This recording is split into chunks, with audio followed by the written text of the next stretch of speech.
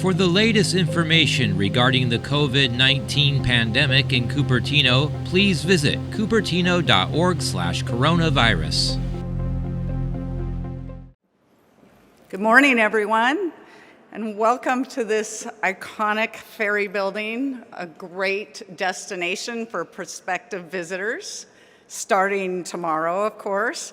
I'm Carolyn Batetta, and I'm the president and CEO of Visit California, and it's great to see everyone here in person, as well as all of you that are joining us virtually. We've gathered in one of America's most iconic cities to celebrate the reopening and welcoming back visitors starting tomorrow.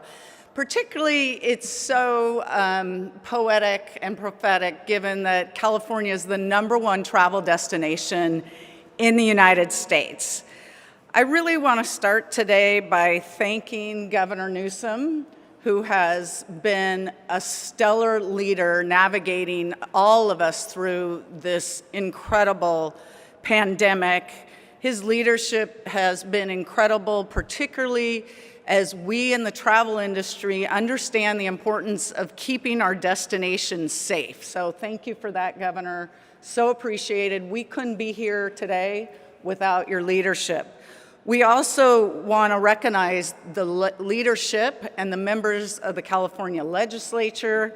We have 2 local representatives joining us today, and they'll be making remarks, Assemblymember David Chu, as well as State Senator Scott Weiner. So thank you all for coming and representing California's incredible leadership.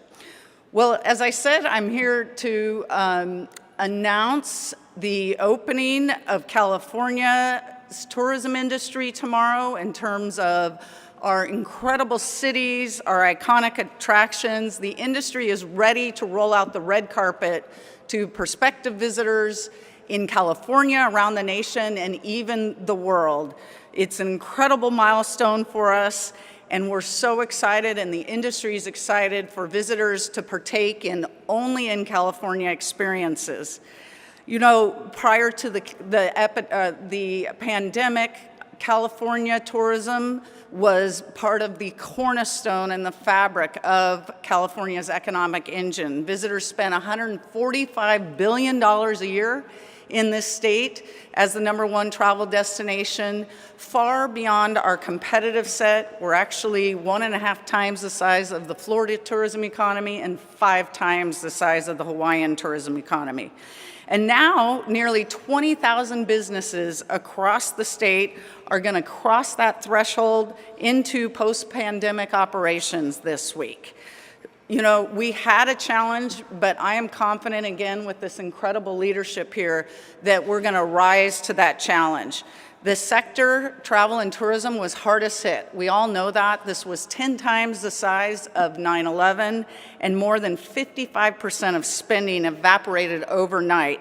And we're still looking at 4 more years till we get back to those 2019 numbers of $145 billion.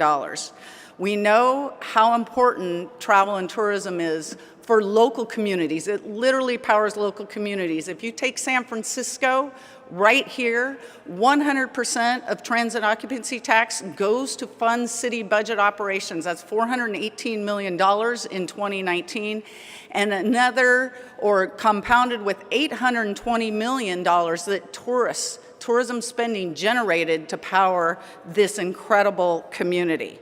So one of the key issues for us to get California back on track and shorten this recovery curve is to encourage Californians to travel in California.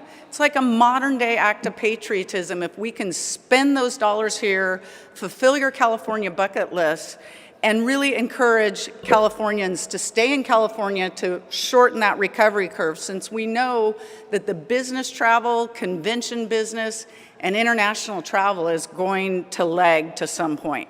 With that being said, we've learned so much during the pandemic and traveling responsibly and safety. And I'm thrilled again with the governor's leadership that I know many of these businesses are going to hang on to safety protocols and make sure that not only employees but guests are well served as we come out of this and operate in a new normal fashion.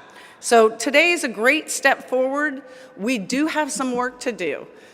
California is perceived to be less destination ready than the rest of the United States. In particular, our friends in Florida, Americans see Florida as being more open than California.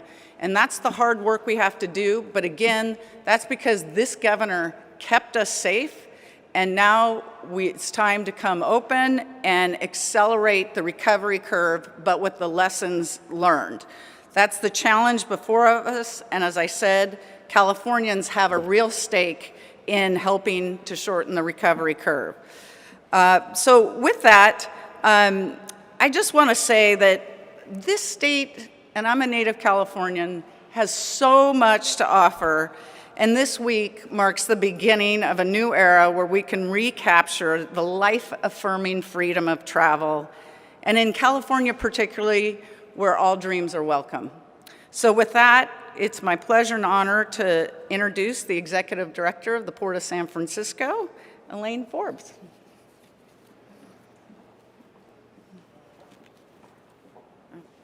Sorry about that, Elaine.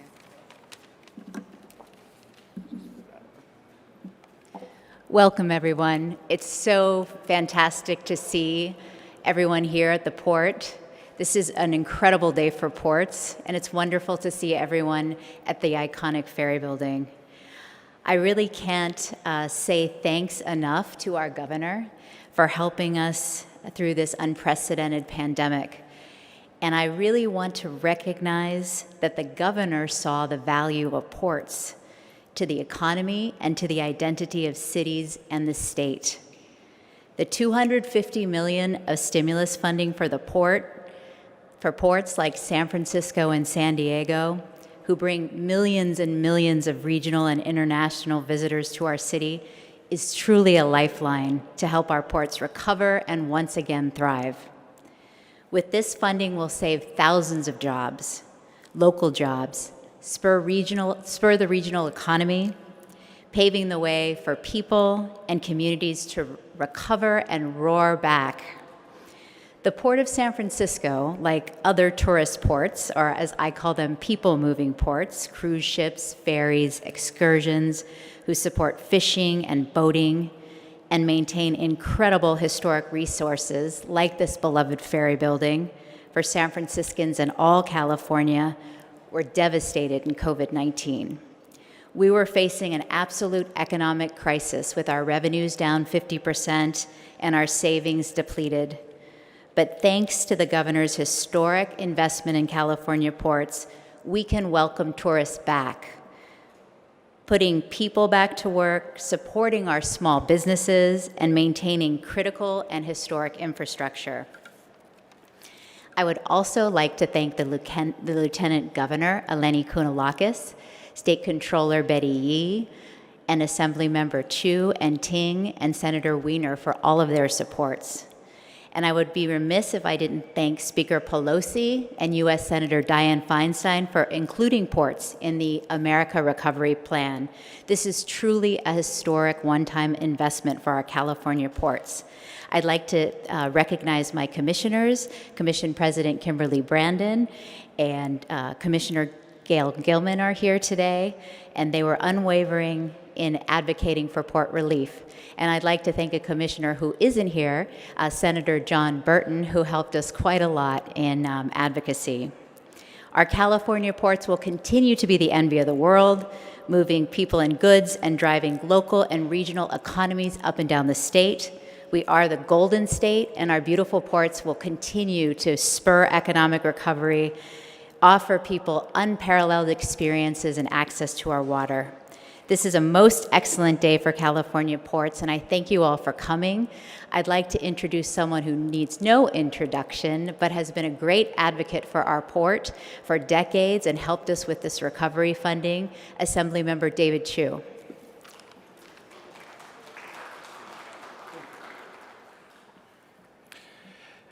Good morning, everyone. Thank you so much for being here today. I'm David Chu from the California State Assembly. And let me first start by welcoming our governor back to his hometown and salute him for his incredibly able leadership during the worst pandemic in over 100 years, particularly as he has been simultaneously fighting hard for so many of our hardest hit sectors, most notably tourism and hospitality that we are talking about today. I want to also welcome and thank so many of our leadership from tourism, hospitality, and our ports. And I will say, I know for many of us, this has been personal.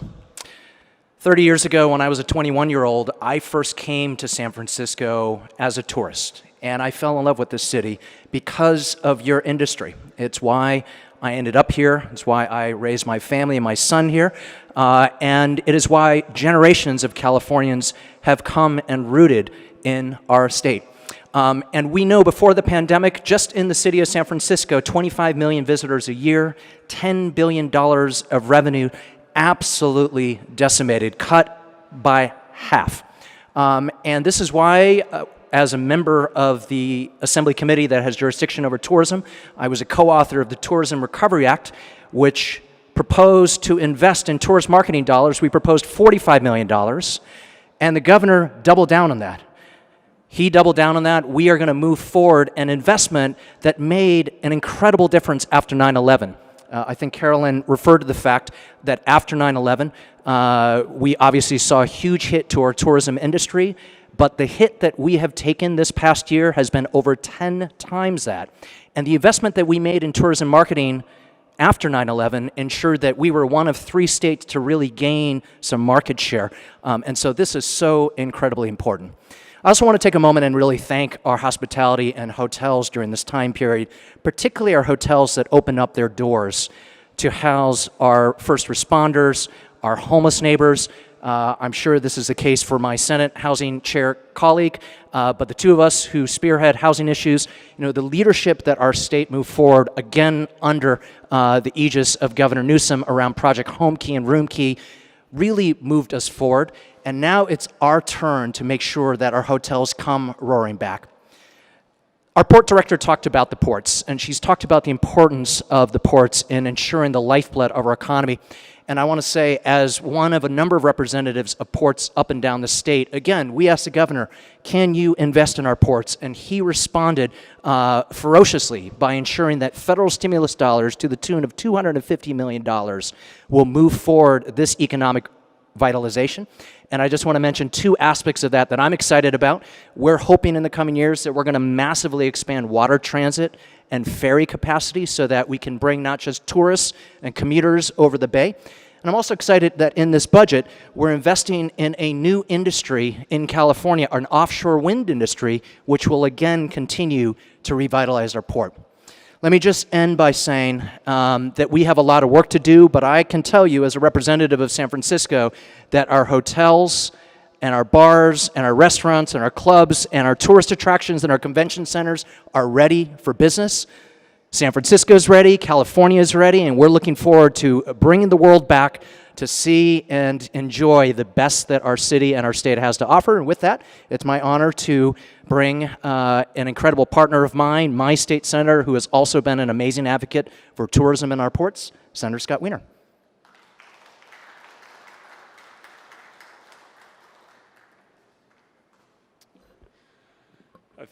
Thank you, Assemblymember Chu. I'm so excited about tomorrow for a lot of reasons. There is this obsession sometimes, it's primarily an East Coast thing, about trying to dance on California's grave and always predict that California is not going to come back, et cetera, and particularly San Francisco. And it's never true.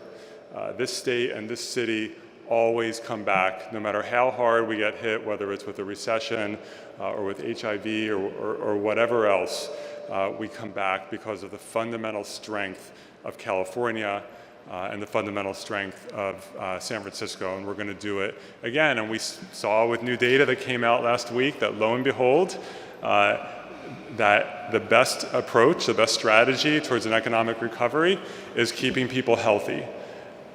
And that's where California has done so well in our recovery, and we're going to continue to do so. And thank you, Governor, for leading us and understanding that the best strategy for economic recovery is keeping people healthy and alive. I also just want to say that our small businesses, I'm in awe of the small businesses that have been hanging on by their fingernails for the last 15 months. I thought that so many more would close their doors permanently, and some have, and that's a tragedy.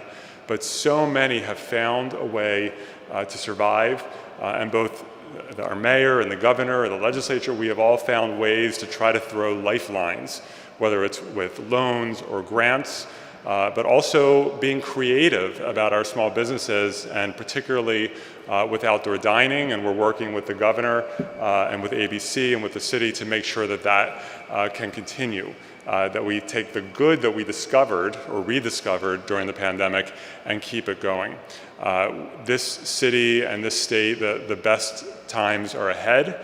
I am very excited about what the future holds, not just for our economy, but for our entire community. And I'm really excited about tomorrow, and I think I'm probably gonna come back to San Francisco from the Capitol to go out to some of the gay bars in the Castro, just to share in the energy that's going to be there.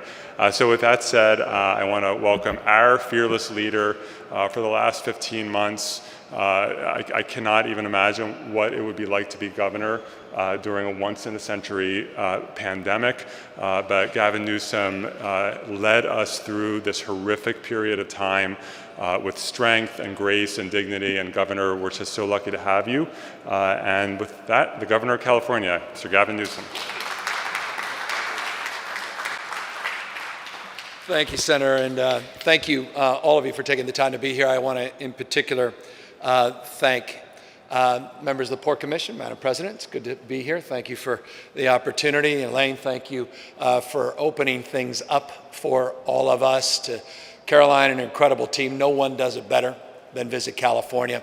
We're immeasurably grateful for her stewardship, her leadership, her faith that we would turn the page on this pandemic and now begin the work of rebuilding an industry that really had the sledgehammer taken to it over the course of last year. Carolyn is not wrong to highlight the fact that this industry has been disproportionately impacted by this pandemic. She was not wrong to identify that $145 billion of economic activity that was a record amount in 2019 that has been decimated over the course of the last 18 or so months. But with that comes the mindset that brings us here today, one of resilience, one of optimism, as the Senator just said, one of hopefulness and confidence that the best days are not behind us, but the best days are ahead of us. So in that spirit, I am here as well to highlight and announce, as the bells ring, in a new day here, not only in San Francisco, but the state of California, as we look forward to moving beyond the blueprint tomorrow, formally and officially here in the state of California. And we are able to announce that and achieve that because of all of you, because of the incredible work of 40 million Californians strong, because of your resilience, because of your faith to not only keep yourself safe, your family safe, but the work you did on behalf of your community, county, regions, this state, and the contributions we've made all across the rest of the nation. California was the first state to move forward with the stay-at-home order, and I thought it very interesting that a Assembly member highlighted the fact that California's economy outperformed other states because of those health policies. And the important point that Senator Chu was making, I think, needs to be highlighted over and over and over again. Florida actually had worse economic outcome over the course of the last year than the state of California. So did Texas. The economy in the state of California did not contract as much as those states, and we had better health outcomes. It was because of the health first focus that this state is not poised to recover. It's poised, as was noted, to come roaring back. And don't take my word for it. Just look at the data. Look at the facts. 38% of America's jobs came out of the state of California last month. 41% of America's jobs came out of the state of California in February. A record budget surplus arguably now north of $80 billion that will allow us to make the kinds of investments that were being highlighted just a moment ago in terms of infrastructure here at the port, and to invest in our human infrastructure, in our K-12 education system, to address the pre-existing conditions in this state, affordability, housing, and yes, homelessness. Record investments we'll be making in those spaces. But we're here primarily because California has excelled in another category, and that's vaccinations. And I just want to thank everybody that's taken the time to take that life-saving vaccination. We have now administered over 72% of Californians 18 and older have received at least one dose of vaccine, 72% of Californians. That's among the highest rates of vaccination in the United States of America. We achieved the 70% goal over 1 month before the stated goal of July 4th that President Biden has announced. 40.4 million doses of vaccines have been administered here in the state of California. And just a few weeks ago, we launched an incentive program in order to continue that work. We started to see a decline in first doses. We started to see a decline all across the United States, not just here in the state of California. Mindful of that, we decided to move forward with the incredible support of the senator and the assembly member, their leadership, to invest over $100 million in incentives to encourage people to get vaccinated. We have seen week over week, though tomorrow we're going to get the new numbers, and I think they're arguably more favorable, but week over week, 13.8%, a 14% increase in administered doses since we initiated the vaccination incentives. We have seen over a 22% increase in reported cases, and that differentiation is really just a data collection differentiation. The point being, we are confident these vaccines incentives have worked, and that's why we want to continue in that spirit. And I'll announce here in just a brief moment some of the new incentives that we will be advancing here today. But I want to highlight some of the current incentives, and I want to highlight what we're doing briefly tomorrow. Tomorrow, 10 individuals in the state of California, 22 million eligible Californians, 10 individuals will receive $1.5 million each. Those that have been vaccinated with at least one dose are eligible. You're still eligible if you get vaccinated today. We encourage folks that are on the fence. Tomorrow, you have an equal chance with those others to receive a call from the Department of Public Health and receive $1.5 million. 10 individuals tomorrow morning will have that opportunity. Just last week on Friday, we drew 15 names. 11 of them have been contacted. They've each received $50,000. We highlighted one young lady under the age of 18. Not only did she receive $50,000, but she received confidence and security that she can fulfill her dream of actually going to college. And her mind now has been stretched, and so has her family's, because she had the courage to bring her family a few months ago to get vaccinated. And for that, she was rewarded through this random draw with $50,000. 30 individuals have been pulled and are receiving $50,000 checks as part of our incentive package. In addition to all of that, you receive $50. Anybody that gets vaccinated will get a $50 gift card, not in the mail, but on your email or on a text message. And we want to encourage folks to at least take advantage of that. That's dollars in your pocket no matter what, but again, with the chance to get the $1.5 million as we do the draw tomorrow. But here, just briefly, I'll close, we're highlighting, and the reason Caroline's here and reason Joe D'Alessandro, the San Francisco Convention Visitors Bureau, is here is because they worked hard over the course of the last number of months to create a series of packages. We are announcing today 6 Dream Vacation packages to continue the incentive program beyond tomorrow. We'll be doing a drawing on July 1st for these 6 dream vacation packages, one here in San Francisco, a couple down in San Diego, one in Anaheim/Orange County. Of course, Los Angeles will also be providing one of these packages, and you can't think of California without thinking about the Ritz-Carlton down in Palm Springs. At least I'm told the Ritz-Carlton down in Palm Springs is spectacular. Now, that said, I want to thank all of our partners, not only at Visit California, but all our hospitality partners that are providing these dream vacations, and they are offsetting the cost associated with that. The state is going to provide an additional $2,000 for travel, so your travel's covered. But these are packages that include, and I don't want to hear booze, I know where I am in San Francisco, but floor seats at a Lakers game.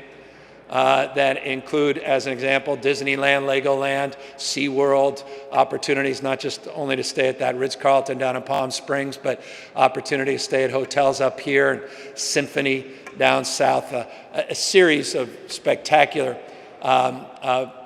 items and packages and experiences, including culinary experiences that really highlight the best of California. Because with all due respect, eat your heart out the rest of the United States. There's no state in America that has more in terms of experiences, more in terms of its culinary options than the great state of California. And so we're really proud of the resources we have, human resources, the physical attributes, not least of which the Golden Gate Bridge that was behind me a moment ago.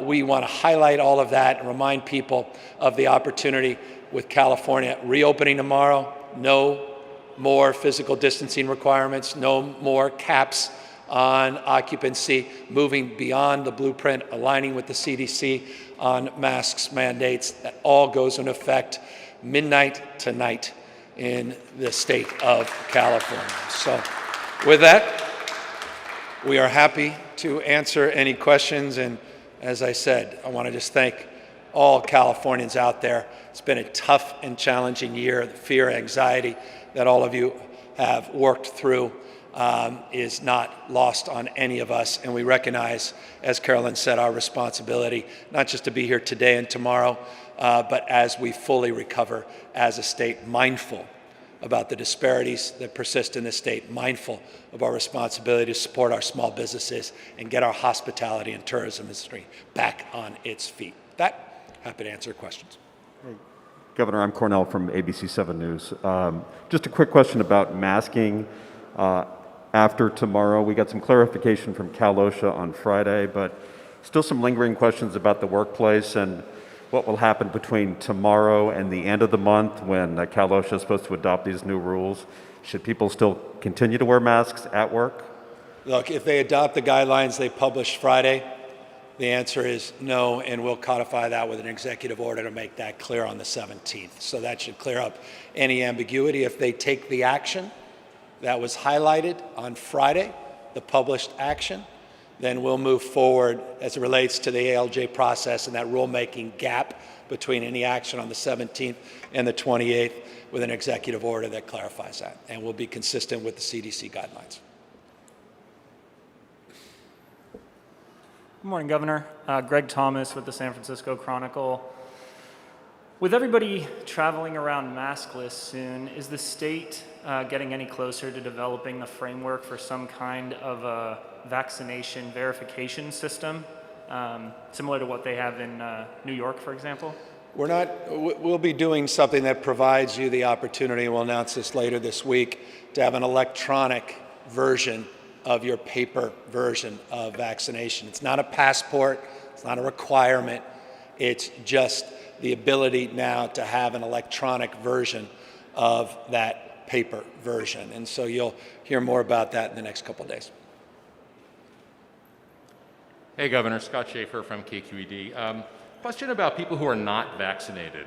Will they be expected to voluntarily disclose that they, in fact, have not been vaccinated? Will there be a burden on businesses to verify that?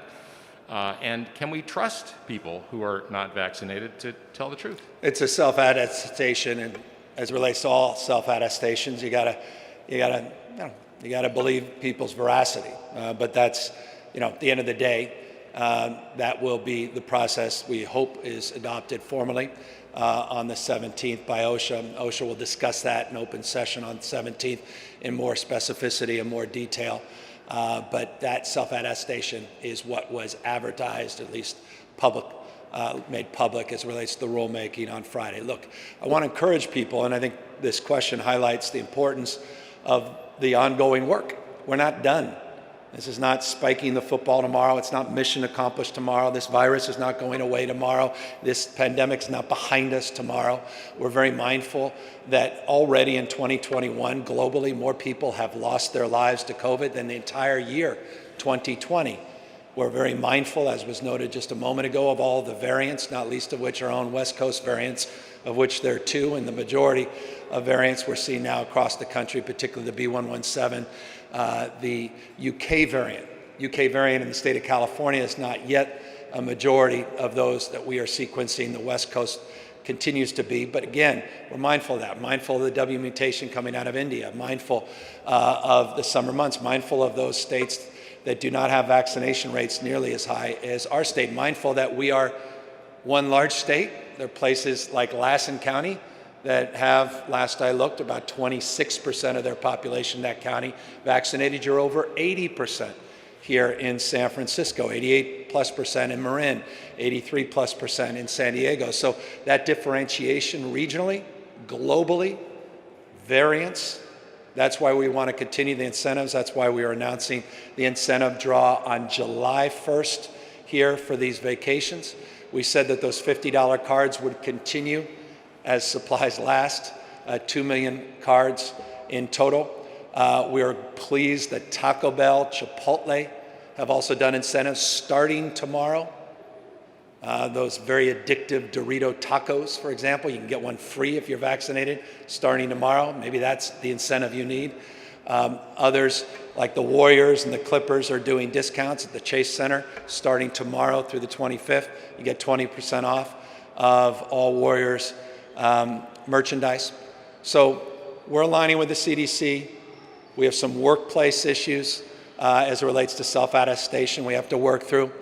People, we hope, will be honest about that. And we are consistent with the CDC as it relates to a process where people, we recommend, consistent with the CDC, if you haven't been vaccinated and you're in public or you're in a large indoor setting, we encourage mask wearing. And that's the CDC framework. But again, it's on the basis of trust, and that's the system that is in place nationally. It's a system being placed in the state of California. If I could just ask a quick follow-up on the mask. Will businesses still be required to provide N95 masks? And will there still be inconsistencies for, say, wait staff having to wear masks inside but not outside? That's well, businesses will have a lot of freedom and choice as it relates to the masking. The state of California is going to provide those masks for those individuals that self-attest as not being vaccinated. So the state is going to provide those masks, large quantity of those masks up and down the spectrum. Businesses can continue to make choices for themselves, what works for your business. We're not going to mandate, there's no mandated passports, but businesses can require verification. Businesses can require mask wearing. Businesses have the freedom of choice across the spectrum. So you're going to be in a scenario where a lot of people are going to be wearing masks because they choose to wear masks, because businesses make requirements as it relates to masking. So this is not, we're not where we all want to be, which is this pandemic completely extinguished. We're just at a point with vaccination rates this low and case rates this low. And by the way, California has the 3rd lowest positivity rate in America and among the lowest case rates in America, that we're in a position to move beyond the blueprint tomorrow. With that, I will take, you guys have any more to say? I'm going to leave. These guys are busy. I want to just personally thank the Senator and the Assembly member for their incredible leadership and stewardship. They've done just a magnificent job, not only on behalf of folks here in the city and county of San Francisco, but their leadership and example all across the rest of the state, and as I said, across the nation, is notable. So thank you, Senator. Thank you, Assembly member, for all your extraordinary work this last year. I mean it. And to Carolyn, again, no one does it better than Visit California. And if you don't believe me, go online take a look at all these ads. We're really proud, and I appreciate the Assembly member highlighting the $95 million we're investing in this new ad campaign. It makes you feel good because you're just reminded how spectacular a state this is and what it's all about families, it's about dreams, it's about magical moments, and it's about experiences. And that's what they sell, and that's what the hospitality industry does every single day. And to Elaine and the team here at the Port, it is good to be here.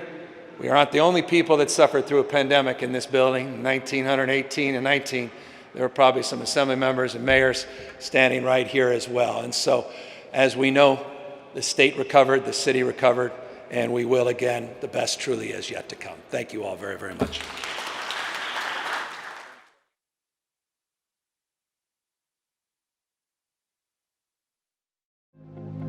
For the latest information regarding the COVID-19 pandemic in Cupertino, please visit cupertino.org/coronavirus.